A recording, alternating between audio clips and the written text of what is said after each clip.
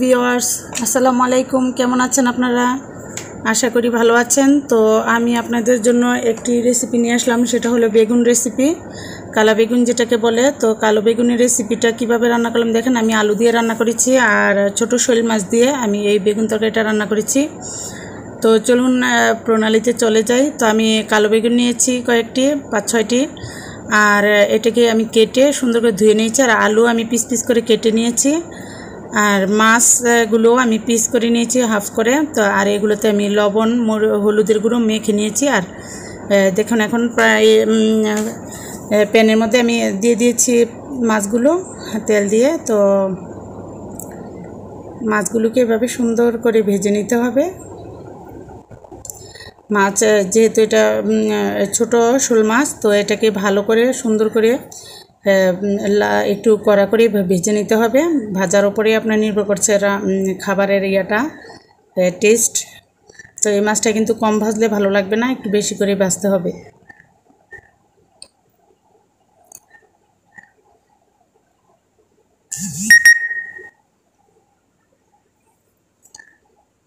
তো দেখুন ভিউয়ার্স, একদম আমি কিন্তু লাল করে ভেজে নিয়েছি। তো আমি এখন উঠিয়ে ফেলছি।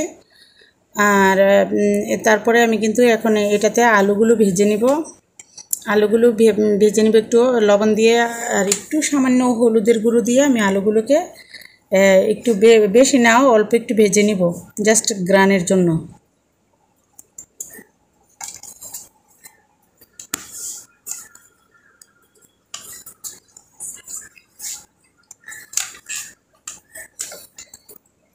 তো আমি আলুগুলো দেখুন কিভাবে ভেজে নিচ্ছি ভিউয়ার্স।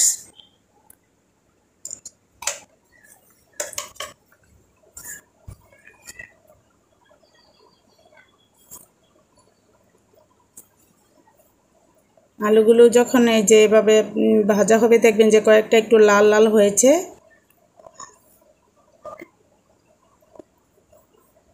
তো উঠিয়ে ফেলবেন। তো আমি এখন এই অবস্থা উঠিয়ে ফেললাম। তো এখন আমি কালো বেগুনগুলো ভেজে নিচ্ছি।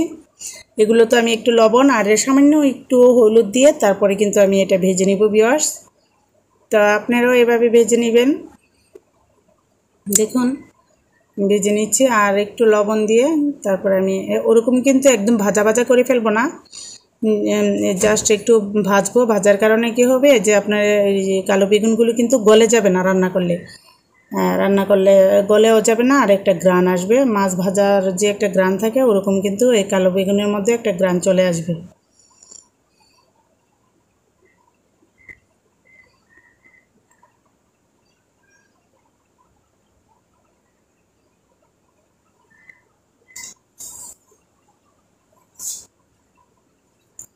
তো ভিউয়ার্স, আমি কিন্তু এই যে দেখেছেন কিভাবে ভেজে নিয়েছি। অল্প তেলে সুন্দর করে আমি ভেজে নিয়েছি। তো আমি এখন এগুলো উঠিয়ে ফেলবো। আর আমি একটা প্যান বসিয়ে দিলাম চুলায়, ওটাতে আমি এখন রান্না করব। তো আমি কিন্তু পেঁয়াজগুলো দিয়ে দিয়েছি। তো ভিউয়ার্স, পেঁয়াজগুলো যখন আমি একটু লবণও দিয়ে দিলাম, আর পেঁয়াজগুলো যখন একটু লাল লাল হালকা হবে, তখনই কিন্তু আমি এতে আস্তে আস্তে মশলা ইউজ করব। তো এখন দেখুন আমি কিন্তু রসুন বাটা দিয়েছি এখানে। আর আমি এখানে এখন দিয়ে দিব একটু হলুদের গুঁড়ো, একটু মরিচের গুঁড়ো, তারপরে দিয়ে দিব আমি একটু জিরের গুঁড়ো। এগুলো আস্তে আস্তে আমি দিয়ে দিব ভিউয়ার্স।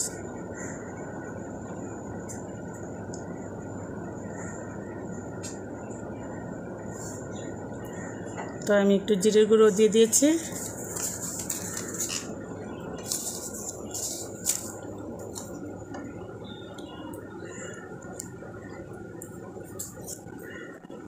তো একটু পানি দিয়ে দিলাম, পানি দিয়ে আমি ভালো করে কষিয়ে নিব।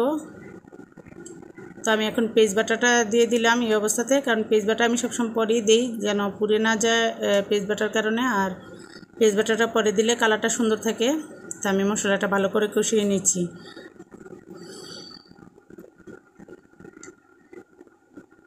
আর ভিউয়ার্স, আমার চ্যানেলটি প্লিজ লাইক কমেন্ট শেয়ার করুন। আর আমার নিত্য নতুন ভিডিও পেতে সাবস্ক্রাইব করে পাশে থাকা বেল আইকনে ক্লিক করুন।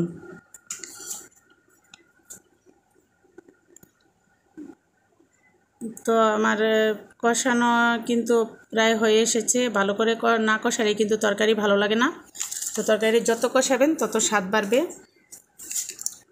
তো ভিউয়ার্স, এই অবস্থায় আমি পানি দিয়ে দিতে পারি, তো এই জন্য আমি অল্প পানি দিয়ে দিব। এখন জাস্ট আলুগুলো কষানো আর কালো বেগুনগুলো কষানো পর্যন্ত যতটুকু পানি লাগবে, তো আমার মনে হয় যেতটুকু পানি যথেষ্ট।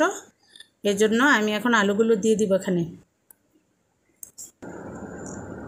তো আলুটা নেড়ে চেড়ে আমি ঢেকে দিচ্ছি ভিউয়ার্স। তো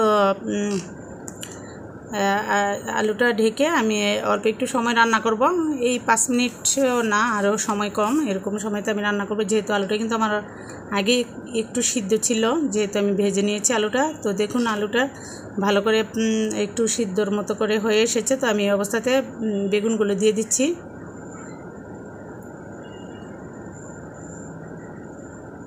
তো বেগুনগুলো দিয়ে আমি কিন্তু ভালো করে নেড়ে চেড়ে নিচ্ছি ভিউয়ার্স। নেড়ে তারপরে আমি সুন্দর করে আবার ঢেকে রান্না করব অন্তত 5 মিনিট।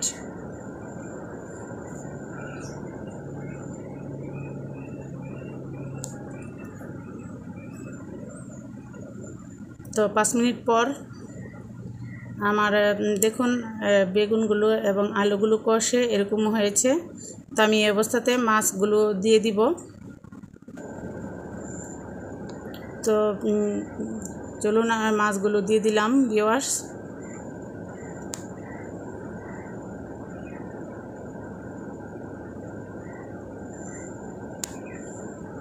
তো মাছগুলো দিয়ে আমি আবার একটু ঢেকে রান্না করেছি। তো এখন আমি পানি দিয়ে দিব ভিউয়ার্স, পরিমাণ মতো পানি দিয়ে আমি রান্নাটা করব। তো আমি পানি দিয়ে দিয়েছি, এবার আমি ঢেকে রান্না করব। ঢেকে রান্না করব অন্তত 5-7 মিনিটের মতো, এরকম ঢেকে রান্না করব।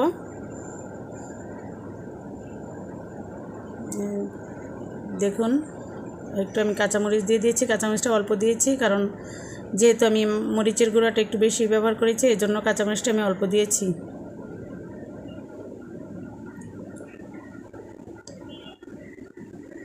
তো দেখুন ভিউয়ার্স, এখন কিন্তু রান্নাটা হয়ে এসেছে। তো আমি এই অবস্থাতে ধনিয়াপাতা দিয়ে দিলাম। ধনিয়াপাতা দিয়ে তারপরে আমি আবার একটু ঢেকে দিব, ধনিয়াপাতার গ্রানটা যাতে চলে নিয়ে যেতে পারে এই জন্য। তো আমি এখন আবার একটু ঢেকে দিব। ঢেকে একদম ভালো করে যেন বলক আসে একদম চতুর্দিক দিয়ে, এই জন্য আমি একটু ঢেকে রাখবো। তো আমার ভালো করে বলক চলে এসেছে। তো এখন আমি একটু বেড়ে আপনাদের দেখাচ্ছি